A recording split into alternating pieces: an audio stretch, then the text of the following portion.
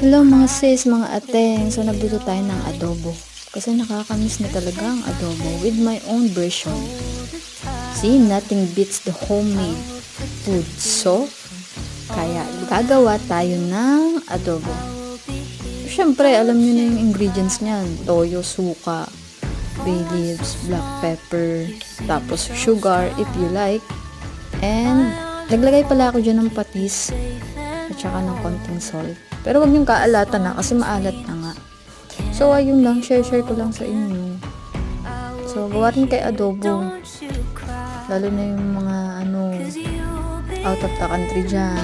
Baka na-miss nyo ng adobo. Diba? Pampaganang kumain. So ayun lang, share ko lang mga ateng, babushka.